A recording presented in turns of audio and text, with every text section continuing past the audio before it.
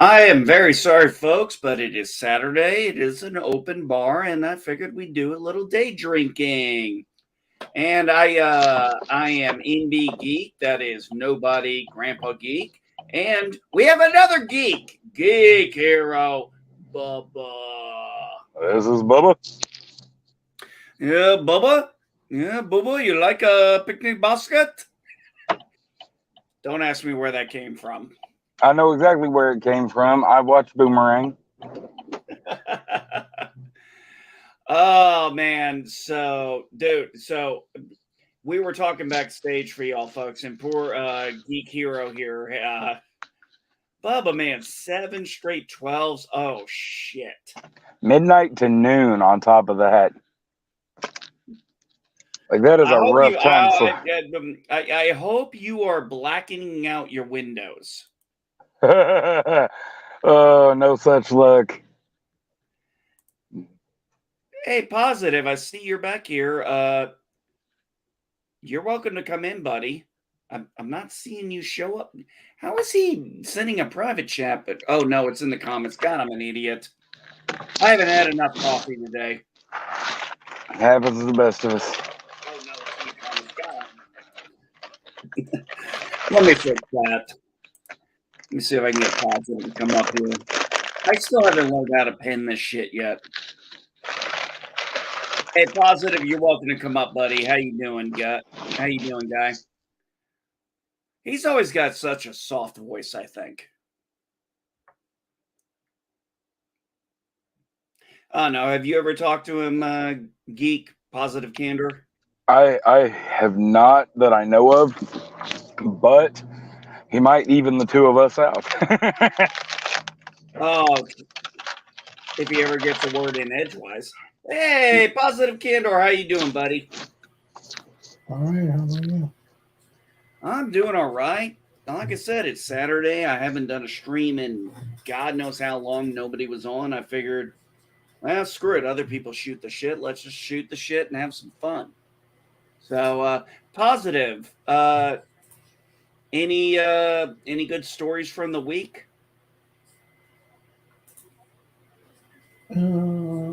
Um, Doesn't have to be you personally. I mean, I'm still enjoying, I guess, Andor. Um, I'm I mean, sorry, I didn't hear you, bud. Can you say that again? I said I'm still enjoying Andor, Oh, okay, Andor. Okay. and I did like the conclusion to season one of House of the Dragon. Um, I'll tell you this. When I saw that boy land with his dragon and then I saw that big ass dragon, I was like, boy, if you don't get on that damn dragon now and fly off, you go into that room, you're gonna get killed. well, he was dead as soon as he arrived there, but yeah, Oh yeah, that was literally a DOA.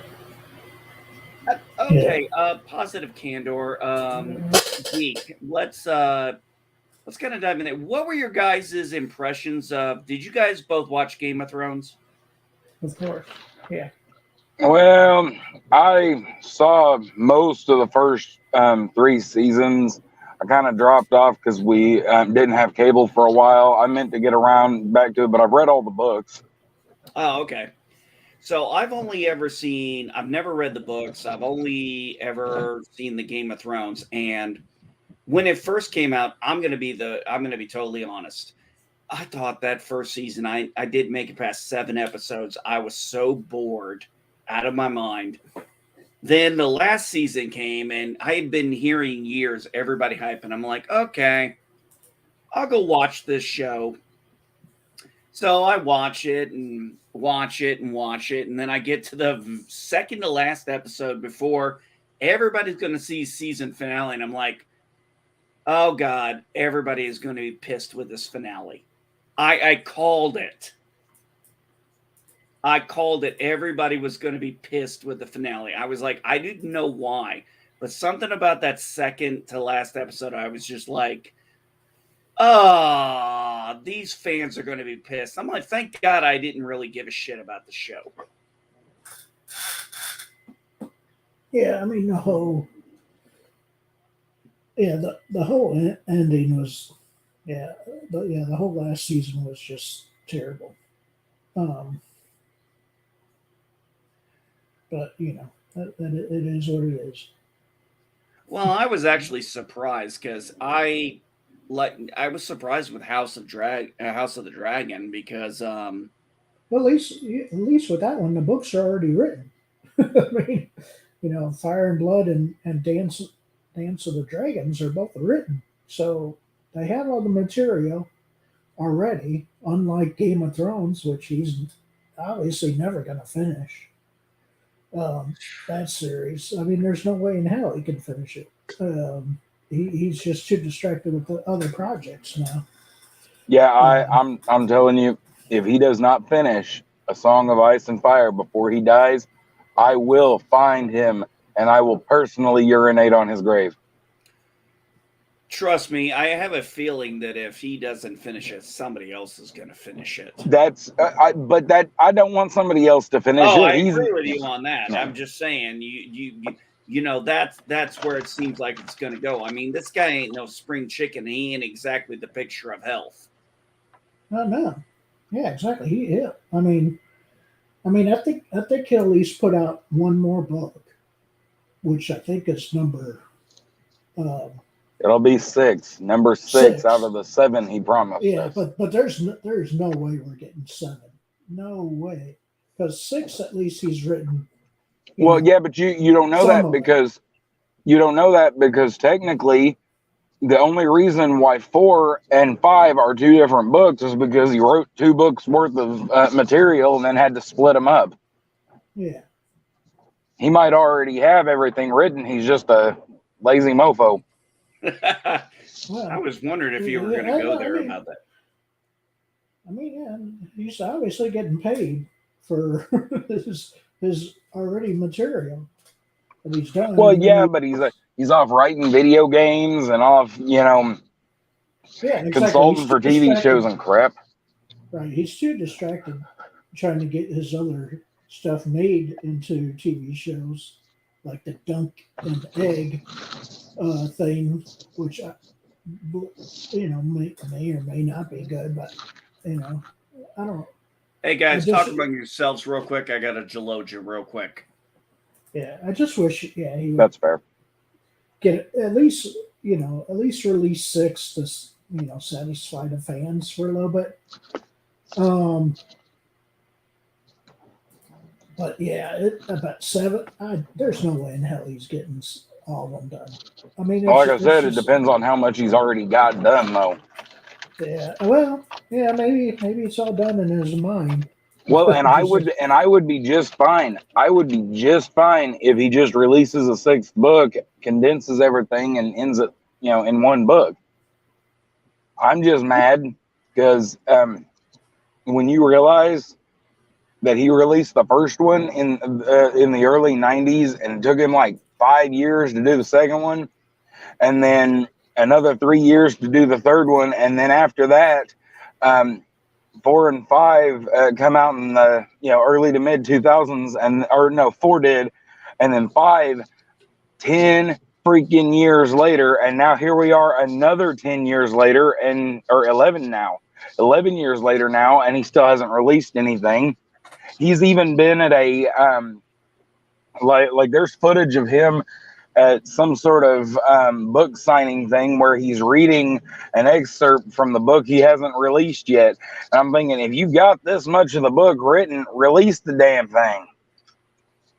Yeah. Yeah. Well, like I said, one of these years, because when he's not as distracted, maybe he'll finish number 6. Honestly, I think he's making too much money not releasing. He's just making too much money doing this other stuff. So well, no, I think the fact that he hasn't released it is what's contributing to how much money he's making. And I think he's afraid that if he finally releases it, it will be received poorly, and he doesn't want to deal with that. Well, that's an interesting thing. Now, you guys have Geek, you've read the books. Positive Candor, I'm assuming you've read the books of his. No, no, No. I never. Okay. No, I never really Okay. got No. into. Cool. I've never read them Uh, either. yeah, it's almost like But it's you too know, that is much. something. I'll give you an example of a show that really pissed me the fuck off. The Dresden Files on Sci-Fi back when that came out. Because I love Jim Butcher books. I love the Dresden Files. I've got 2 books I still need to read because he took forever to get these last 2 books out, and then he just dropped them off out of nowhere. It's like all of a sudden I find out there's 2 books, and I was like, wait a minute, where did I miss the announcement? And then I watched the book, but when I watched the show on Sci-Fi, it was such a badly crafted show. I was like, this is not. I was like, that's not Dresden. I was like, there's no hat, there's no cane, there's no cloak, or not cloak, but there's no trench coat. I'm just like, this is not Dresden. And for those of you who don't know, the guy who played Dresden was the guy who played in The Flash as, I guess, the police captain or something. I don't remember his fucking name. Like which police captain? The one that raised him, or the actual captain? No, the captain who was Black Canary's dad. That guy, Black and White Canary. Oh, him. Oh, yeah, I like that actor. He's cool. Oh, I like him fine, but he was terrible. Yeah, he was in the Arrow, not Flash. Oh, he was in the Arrow, not Flash. You're right. Fuck. Well, that tells you how much I paid attention to that shit. Well, but that was the thing. Those shows were actually good until about the 6th season of Arrow, and then things started going downhill bad. One of my favorite. No, go ahead. Oh yeah, one of my favorite parts from that entire show is when they're fighting the League of Assassins, and Ra's al Ghul sends his guys, and they're like, they have constantly, told us how bad these guys are. And anybody that reads the comic books knows, but they've got, they've got him there. They've got Captain Lance with them, and of course, he can't fight like the rest of them can, and he spends the entire fight, putting up just good enough fight not to die, and then at the end of it, or like towards the end of the fight, and this is back when they actually had writers in their writers' rooms and not activists. The assassin kicks his gun out of his hand and starts taunting him. He's like, who are you, pathetic lawman without your sidearm?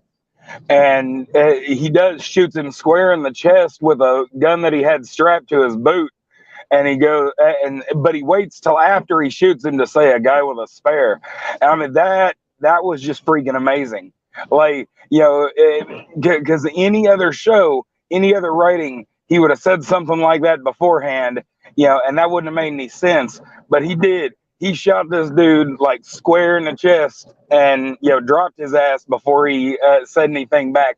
I thought that was genius. Well, that was kind of like the old days. That kind of harkens back to the 80s and stuff, where you didn't put the catch line in until after you did it. Exactly. You don't tell. Come on, isn't that always the bad guy trope?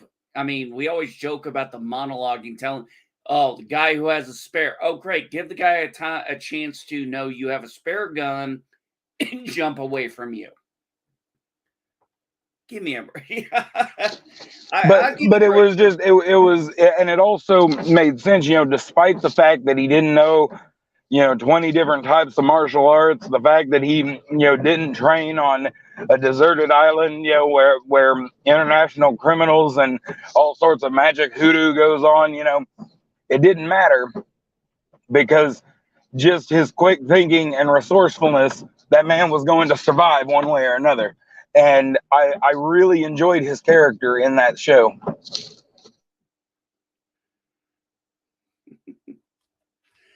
Actually, I will say this. When it came to Arrow, I actually liked the character they had to play Raish. I just wish it had been a Batman story. That's all. I like the we lost Geek. The other Geek. I didn't do it positive, I promise. All right. Maybe they dropped accidentally. He must have had a broad. Oh, there he is. He's back. Hey, what happened, buddy? Did you have a? We got storms going on out here. My signal keeps cutting out. It was doing it last night on Potato Ribbon stream too. You hanging out with the Irishman? Yeah, but yeah, no, and I agree. But the thing is that after Smallville, when they couldn't get Hunter Hartley to come back and play the Green Arrow, they decided to start a new continuity. Because they started the new continuity, they decided to re-gear everything. So they did, instead of doing a Superman and a Batman, they decided to make Green Arrow and the Flash their surrogate Batman and Superman. It was a stupid it was a stupid idea, but they did it well. And that a lot can be at first. Yes, at first. And then it just got dumber and dumber. And then we ended up with Supergirl and Batwoman and I mean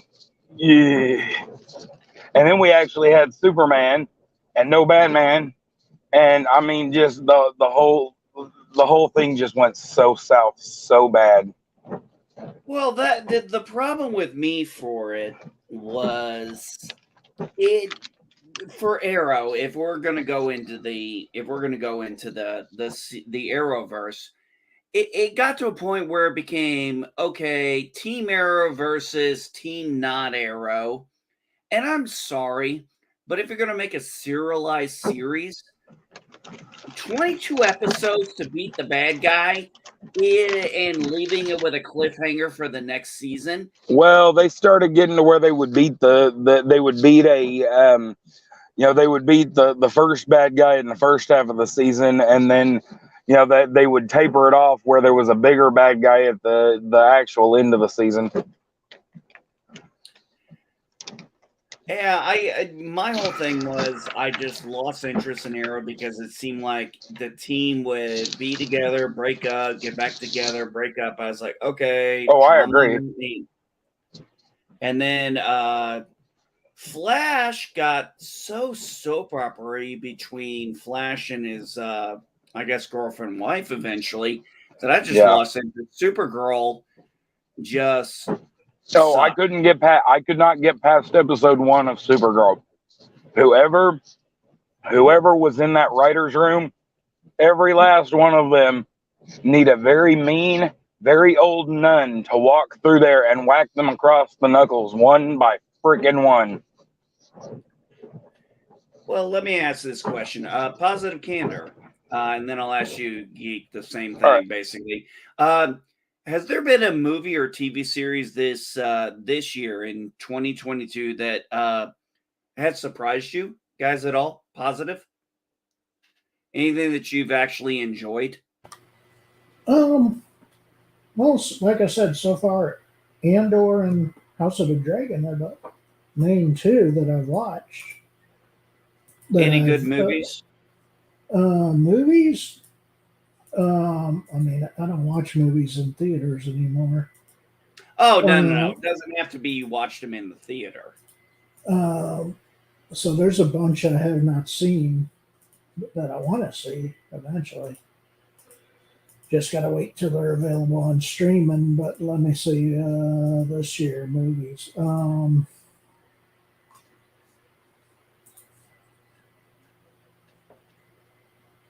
trying to think. But there's one.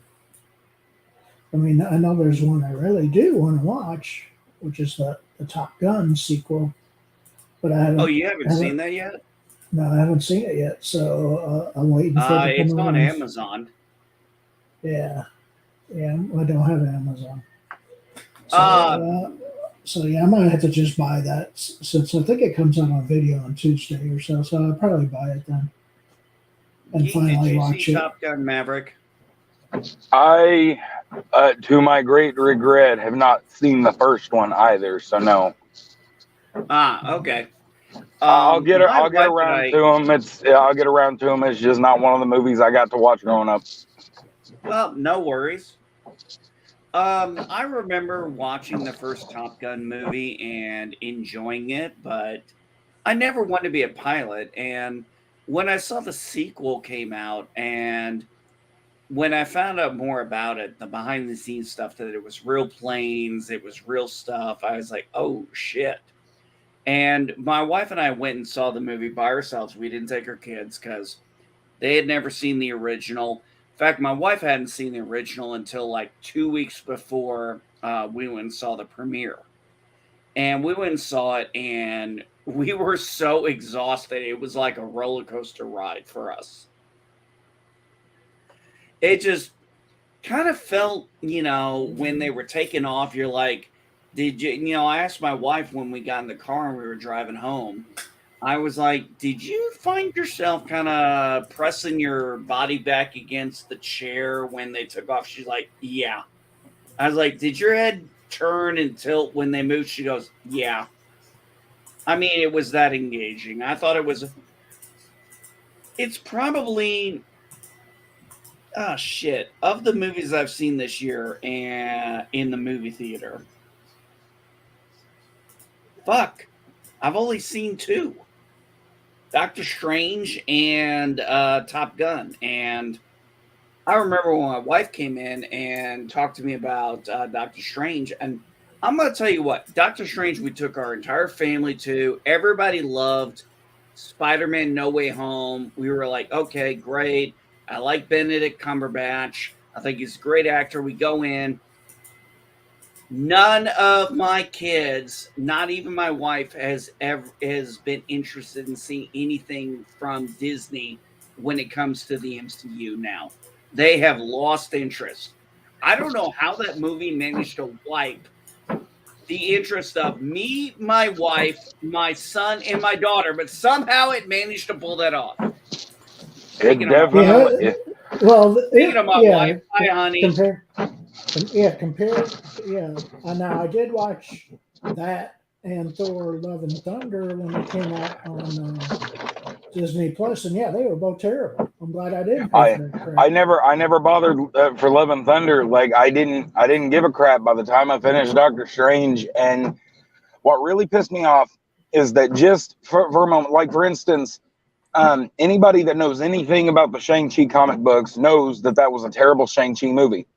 But it was a good MCU movie, So if you judge it by that standard, grade it on that curve, it's fine. The problem is that then you fast forward. There is no way in hell whoever put together that Eternals movie, everybody involved, from the top down to the guy that carried the water bottles and coffee, need to be fired, need to never work in any sort of show business ever fucking again. Sorry. Anyway, the point is that Eternals movie has got to be the worst pile of horse shit I have ever seen on the screen. Now, that being said, yeah, like I said, it doesn't matter what, how you judge that one. That was terrible. That being said, all of Phase 4 has ranged from absolutely terrible to just barely passable at best. And that's therein lies the problem. Yeah, I would agree with you on that. Phase 4 Falcon. I think Phase 4 really went for the experimental stage, and they have had a shit ton of misses. Well, and the only exception I'll make is Spider-Man No Way Home, because that's the thing. For all Doctor Strange way overpromised. And I'll tell you, that movie, they spend the first half of that movie, everybody that can possibly, no, it's the whole damn movie. everybody that can possibly kick him in the teeth. Like, dude literally saves the world, and of course everybody shits on him for it over and over and over. And I'm thinking, whoever thought that was a good idea, you know, I just the whole, seeing a woman he loves get married to somebody else, and I mean, damn.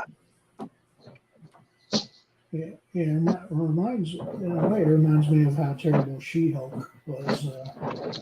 That was utter trash too. Oh God, I watched the first episode. But anyway, back to your other question.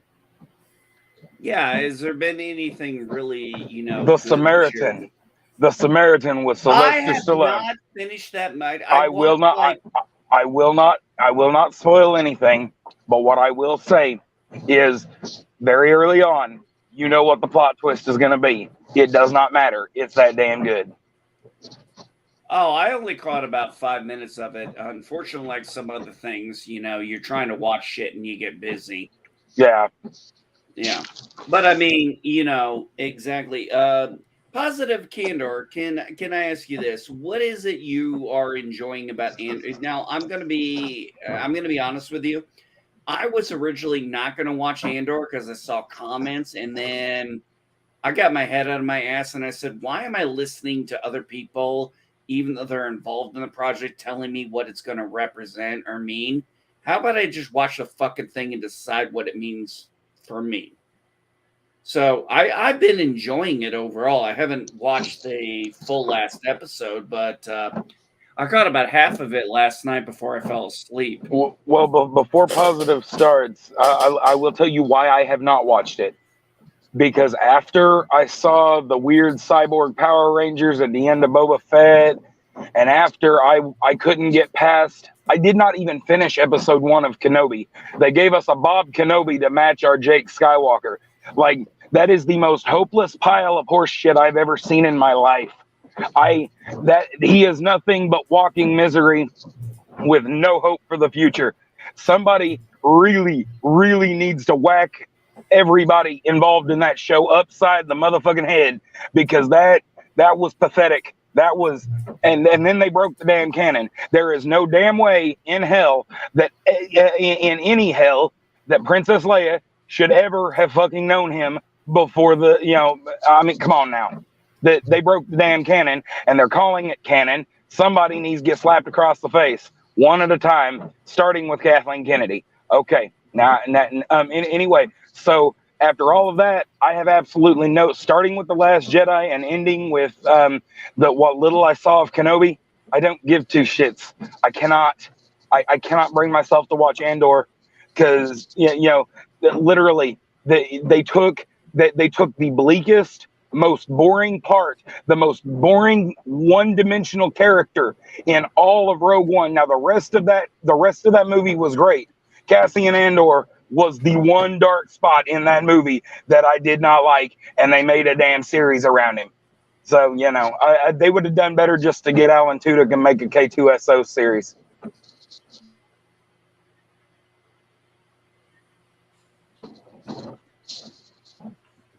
I'm done. Okay, positive. Yeah, well, it's strange, how you were talking there, because Andor to me is not the most, as usual, not the most compelling character in his own series, and that's the way that Disney has gone now. It seems like. Yes, he's in a lot of the scenes, and he's in most of the scenes, but I'm more interested in the side characters than him, especially Mon Mothma. I keep forgetting they put her in that.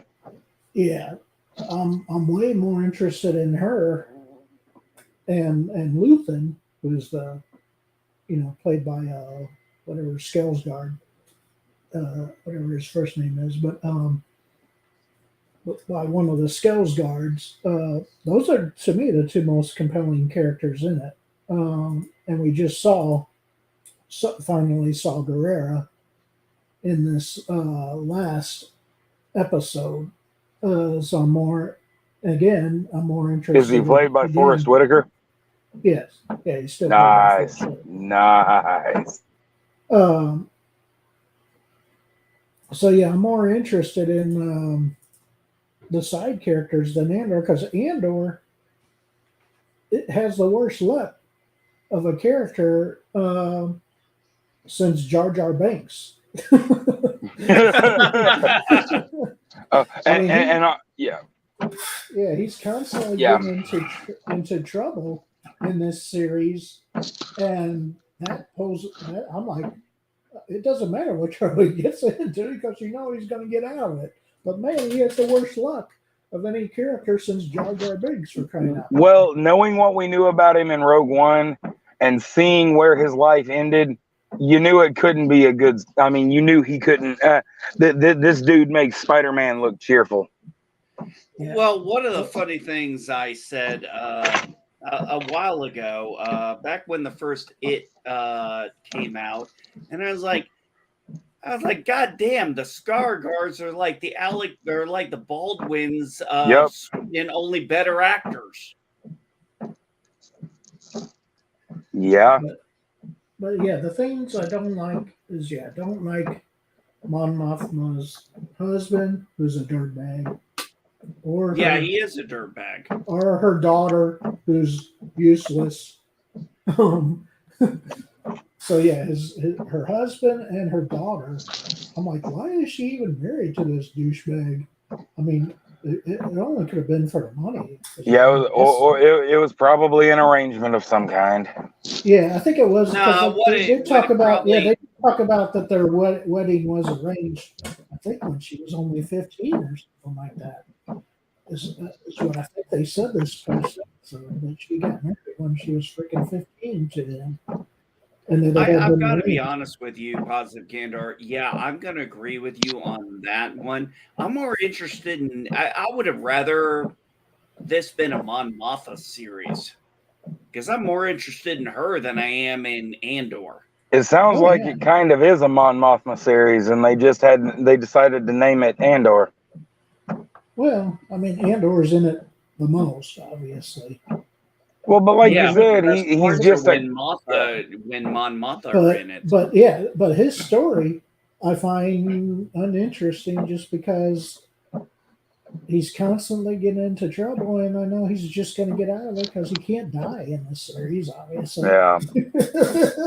When the plot, when you have plot armor, basically, it kind of makes the series in a way unwatchable, just because of that.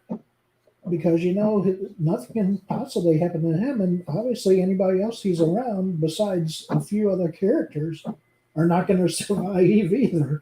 So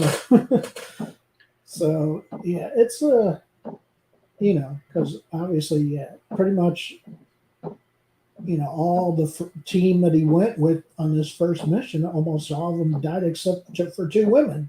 And of course, they're going to have the women survive because you can't kill women in Star Wars. No. Oh, I didn't even catch that part. Fuck, I missed it. I'm so numb to that shit now. I don't even care anymore. Yeah, but still, that's their trope. You can't kill women. so they basically have plot armor too, if you ask me. But yeah. Well, but that's the problem. Disney only has 2 settings with Star Wars now. They either dump everything out in a ridiculous risk that it's not even really a risk. They're just dumping everything, or they play it way too safe, and everything looks over manufactured and riguous. So I don't know. I'm going to tell you that. I mean, I do like the settings that they're using. I guess I do like all the different planets, all these different places we're seeing. I've been told the sets look incredible. Oh yeah, they look great. Looks like Star Wars. Look great, but I was going to say the Last Jedi visually looks great. The sets look great. Okay, I watched the first season of Westworld. I thought the cinematography was absolutely gorgeous. I fucking hated the show. Yeah. I fucking hated the ending of the first season. I said, I'm not watching it. And I have not seen the second, third. I don't know if there's a fourth. I don't care. But I will admit, I thought the cinematography was gorgeous. But having good cinematography does not equate to a good story. Yeah, just ask Ryan Johnson in The Last Jedi. Oh, God. But nobody can deny that He his blew that whole. Okay. You but brought that up. I'm just going to say this. He his blew that cinematography was whole good though. fucking. Yeah, but he blew the whole fucking movie when he had Luke throw the lightsaber away. Yes, he did. That was everything that built up to that moment from the Force Awakens, and him just tossing it like it's nothing. It's like, what the fuck? Who the hell are you? And where is Luke Skywalker? Oh wait, we saw him in Mandalorian season 2. It's like, give me a fucking break. But then again, if you go back to Boba Fett, he turns right back into Jake Skywalker. He's already the hopeless asshole that we see in The Last Jedi. That was the whole thing in the original expanded universe. Luke's Jedi Order was supposed to be far more open-minded. And here we see him. First of all, I don't really like the sexual connotations between him and Ahsoka Tano. But they. Oh God, you caught that too? Yeah, yes. But moving on from that was creepy. Moving on from that, just for a moment, moving on from that, why in the hell are him and Ahsoka Tano, of all people, trying to maintain the original standards of the Jedi Order? They know how destructive everything ended. They know what all happened. Why are they trying to adhere to it, as if they're going to recreate it? That goes so far against both of their characters. It doesn't make any damn sense at all for them to just Oh my God. Nah, it doesn't. And I'm not gonna lie, if I were Luke and I see Ahsoka there, especially played by Rosario Dawson, but moving along, I like I said, she's attractive, but the fact that she's basically his older sister in the Force, she was trained by his father. Come on now. Sister. Yeah. It's like when his sister kissed him. Okay. It's kind of like, okay, this is a little creepy. Never mind the fact that she's she's old enough to be his aunt, if nothing else. Come on now. Well, that seemed to work in Game of Thrones for some reason. Well, Game of Thrones has it. Yeah. Game of Thrones has that as an excuse.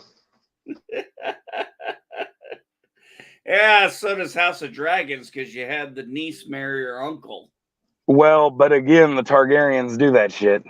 Yeah, the Targaryens do that shit. Targaryen's gonna Targaryen. Have either of you guys seen Prey? I have not, but I will say this. You completely, before I could say it, you started to move on. All I can hear is banjos from Dragonback. What about you, Positive Canner? Did you see Prey, the Predator, I guess, prequel movie? No. Oh, you haven't? No. I'm sorry, guys. I'm not gonna watch it. I'm sorry. It might be okay, but yeah, it's not my thing. Okay, fair enough. I watched it. I completely enjoyed it. I was actually surprised as fuck at how good it was. I was actually surprised at how she won. I was like, holy shit. That's a strong woman on a heroine's journey. I was like, shit. I thought that's what I was going to get with Rey Skywalker in 3 movies, and I didn't get it because, well, what's one part of a hero's journey? They have to fail at some point. I did watch the new Tales of the Jedi that they just released, all 6 episodes of that. Um. Yeah. Go ahead and talk about that. I'll give my thoughts on that in a minute. I mean, it's basically stories about Ahsoka first, and then Dooku second, and though it's primarily just kind of skips between those two.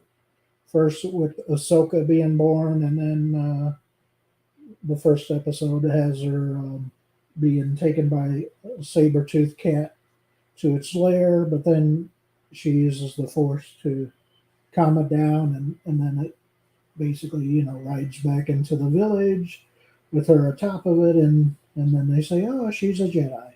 That's basically the first episode right there. Um, I think the second episode starts the Dooku arc where he's still a Jedi, but he's starting to basically see the errors of the Jedi ways, um, and everything, so you can understand how he turns, because he's helping out, I guess, this farmer, um, or helping out this. They were there to help out the senator's son who got kidnapped, but then the senator obviously is corrupt. So, but they still, end up rescuing the senator. But of course, Dooku is force choking the senator until Qui Gon Jinn, as a younger, I guess, his apprentice, basically stops him from killing him. And then another episode has Dooku and Mace Windu going on a mission where they discover that, I guess, this group killed basically a Jedi um, master somehow. And then Mace basically takes her spot on the council because of that. And Dooku kind of again loses interest because he realizes that Mace was basically pining for her job on the council seat anyway. So he's again disillusioned with the Jedi even more.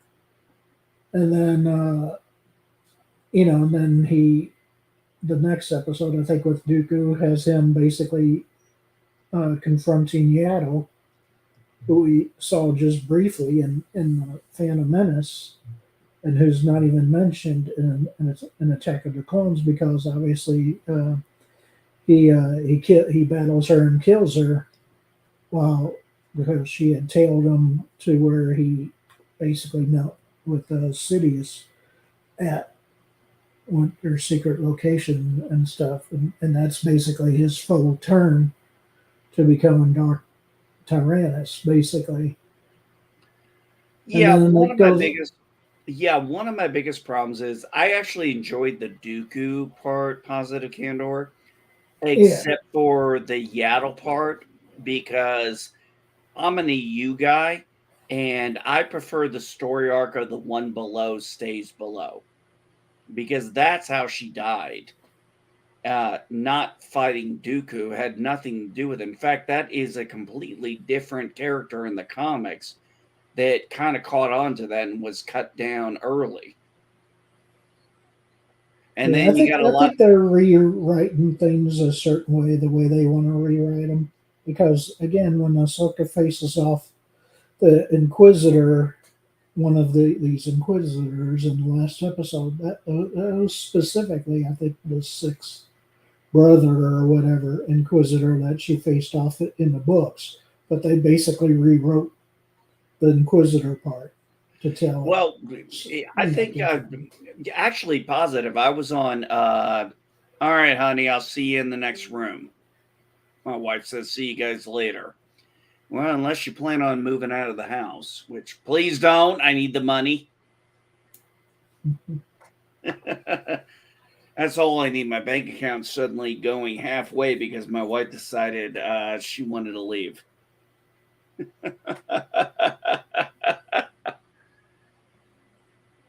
But what I thought was interesting. or not interesting is I really, as much as I like Ahsoka as a Disney character per se, I didn't think her 3 episodes really added anything. And then when I looked on Wikipedia, I found out that the book Ahsoka was virtually retconned for that last Clone Wars few episodes where Ahsoka, deals with Order 66. And I'm like, that was kind of like right at the point when also with Rebels, you had Kanan talking about what happened with him and his master. Then they made a comic on it, and then Bad Batch came out, and they retconned that. And I'm like, okay, do you guys just not give a shit about your canon? Well, that's the thing, because they want to use George Lucas as a springboard. They're like, well, he changed some of his canon, yes, but he always added a fix, even if it was thin. Always added a fix that knocked things back. I mean, no, Obi-Wan. It turns out Yoda wasn't his immediate master, but not only did Yoda. Not only was he a master to all the younglings, but after before they both went into complete exile, he trained Obi-Wan a little bit again so he could, converse with the Force ghosts and stuff, I mean, Well, and become, and no, there is, okay, he was an instructor. Okay, yes, Qui-Gon was Obi-Wan's master. But, okay, this is the argument I'm saying. He knows who Yoda is. He has no fucking clue who Qui-Gon is. So why would he say, oh, the guy who trained me? Okay, well, I don't know that guy, but you're sending me to, so I'll send you to the master who trained me before I got to be an apprentice. well, I mean, but again, like I said, they even cover that at the end of Revenge of the Sith, where he Yep. told him he had more training for him anyway. So he still trained him, and that even makes sense when he says, when he's talking, was I so different? When he's talking about how hard-headed he was after everything they had been through, Obi-Wan, one could see how he would lose faith, but. Say you guys were talking about Dooku becoming Darth Tyrannus. I absolutely love the character of Count Dooku, and the biggest reason for that is because he never truly fully went Sith like the others, because unlike the others, he thought that what he was doing was for the greater good, and that's a lot can He be said for reminds that. me of Jason Solo in the EU. Oh, definitely. But that's the thing. He reminds me a lot of Magneto. But Good comparison. Good comparison. well, that's the thing. Everything that Dooku does, he does because he thinks no matter how ruthless, no matter how terrible, he does what he does, driven by the goal that eventually he will bring balance to the Force, chosen one or not. And one has to admire that. They have to admire the fact that he attained Sith powers without truly, without truly giving in to the dark side. He never got the Sith eyes. He never, he never truly, that is right. He never to did it. have the yellow eyes, did he? And again, even when he fights Yoda, his fighting skill was fine. Yoda came out, on top, obviously, but it was his inner conflict fighting his old master that drove him, and that made it so hard for him to fight Yoda. And the thing is, even when he's talking to Mace Windu, he does not want to fight these people. He wants them to see his side. Again, like Magneto. Magneto doesn't want to fight the mutants. He doesn't understand how they don't see what he's doing is right. Geek, I'm gonna interject here. That's fine. You brought up a good point when you bring up Magneto. Remember the Positive Candor? Did you watch the X-Men cartoon back in the 90s? No. No. Okay. There was a saying that I thought was interesting. Magneto said, he goes, "Why are you fighting against your own kind?" And he's talking in general. He's not talking to anyone. He's just talking about this out loud to Professor X because they both have the goal. They both have the same goal, they think, but their ideology. If you want to talk about ideological differences, Professor X and Magneto are the quintessential differences between how to obtain your goal.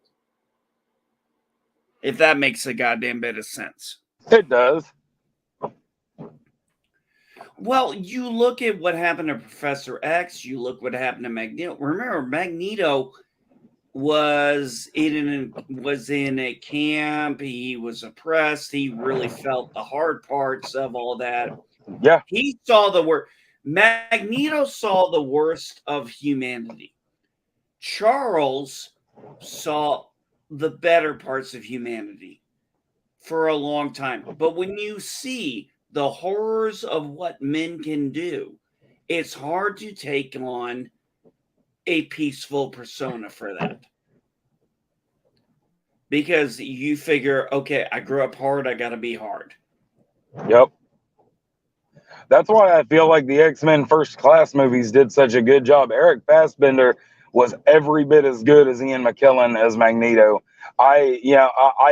You could feel it, especially that scene where he's in the bar and and the two old concentration camp guards are talking about how different things used to be and how reminiscing about the good old days, and then they realize too late that he was one of the prisoners, and like I said, the thing is that the path he's taking is an incredibly dark one, but but he even admits it. But the point is, he admits it because it says, "I'm his monster." Yeah. He basically goes and says, "I am not Frankenstein. I am the monster. I am the creation. You are the monster. You are the people who created me, and I am the monster who's going after you." And on a side note, having Sebastian Shaw, a man who cannot age, being played by Kevin Bacon, a man who cannot age, was genius. Now I'm done. I'm sorry. No, but I thought that, Michael Fassbender, I thought did a great Magneto in the 2 X-Men movies I saw. I didn't see the last 2 because stay away from the Dark Phoenix one. It's garbage on like every level. But I think the second to last one was Apocalypse. You would like that one. That one's pretty good. I don't know about that. I tried to watch it and I just was like, no. Which is sad, but it is what it is. There was not a single Fox X-Men movie that I didn't like until that very last one. My favorite is still X-Men 3, even though everybody else seems to hate that one. But there was something about them revisiting the Dark Phoenix saga that this go around just did not work at all. It was garbage.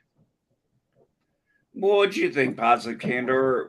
What's your thoughts on the X-Men movie series so far?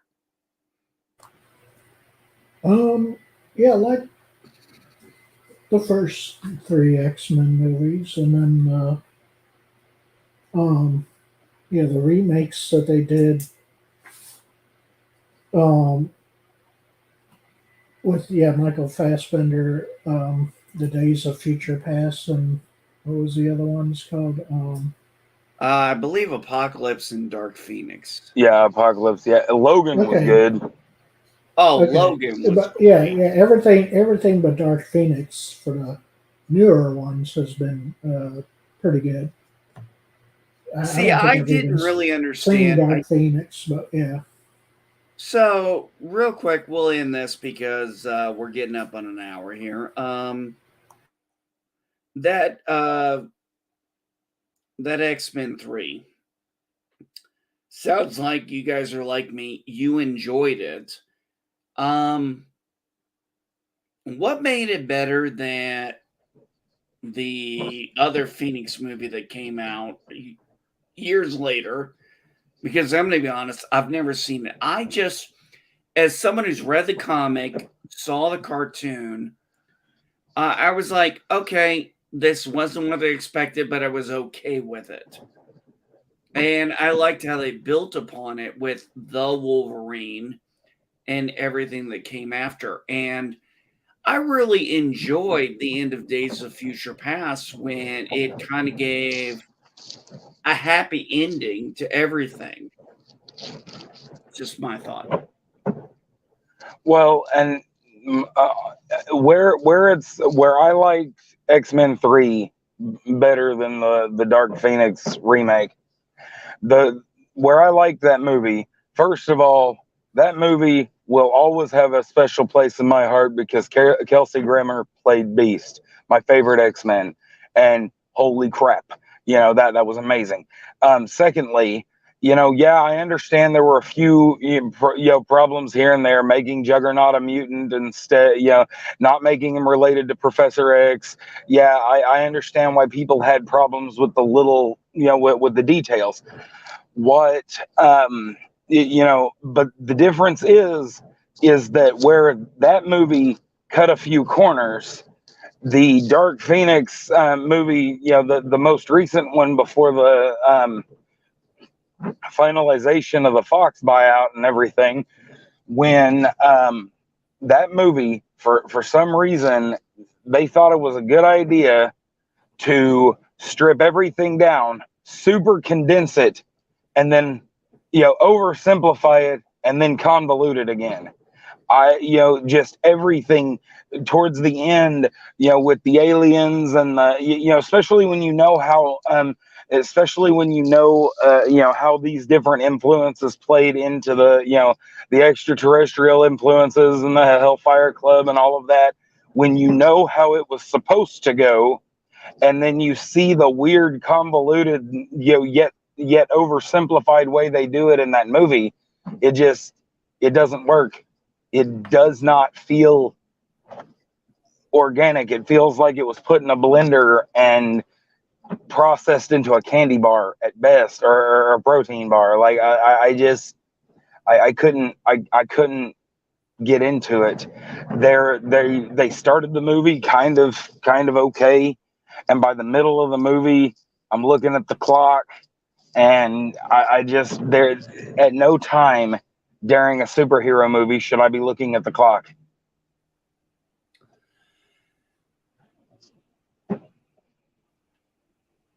All right, guys. We're hitting an hour. Any final thoughts? Positive candor?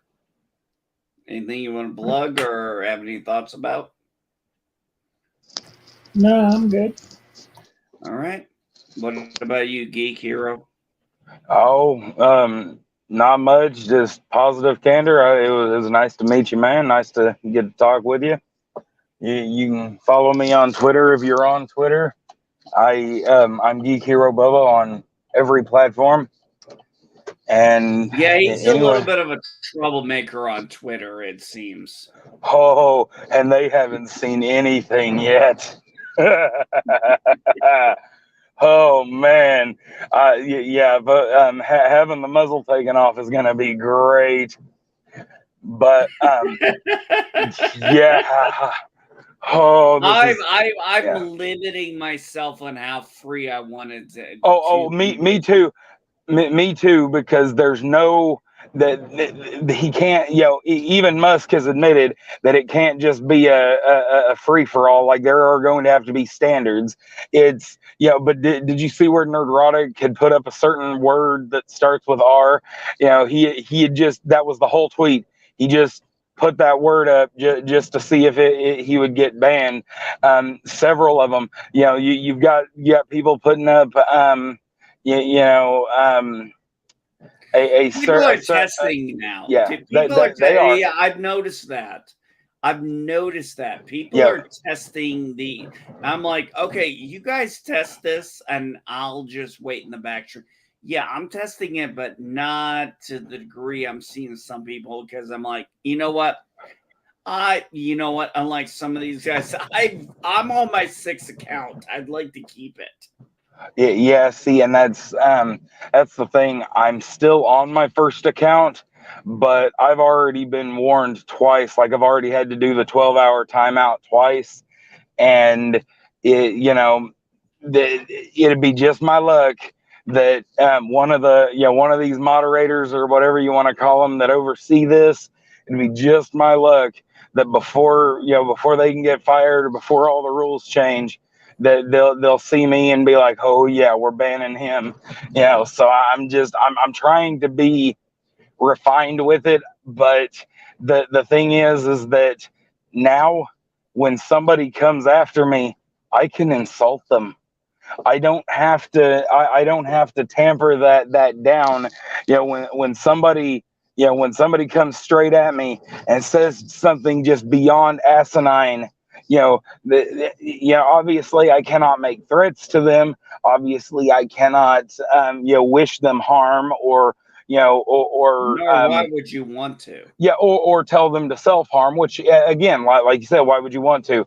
But there's just something so gratifying about knowing that I can sweep that proverbial leg. They just and they want to call it bigotry. It is not bigotry when you go after the one thing that is going to tick them off, that is going to drive them insane. Yeah, that might be the way they look. That might be the way they speak. It might be the capacity of their mental development. But the point is, or how they identify. But the point is, I'm not bigoted against them.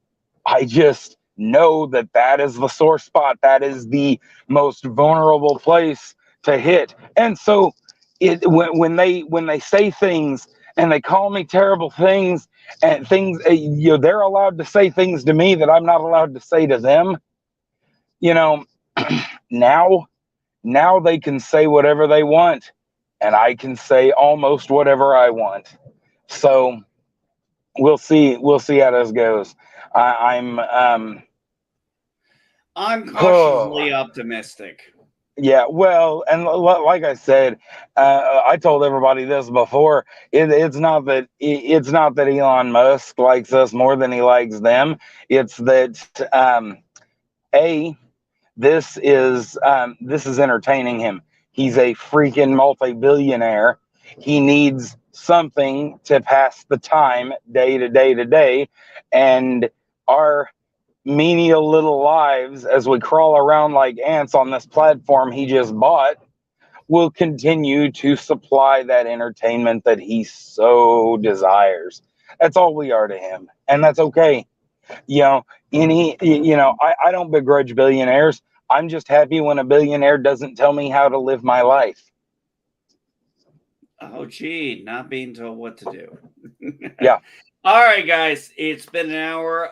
Thank you, Positive Candor. I know you dropped out. I'm going to assume you had a connection issue, but anyway, Geek Hero Bubba, thanks for coming on, buddy. Thanks for having me on, man. Stream, man. Good to talk to you and miss you. You too. Yep. Have a good one, man. Y'all take care, everyone.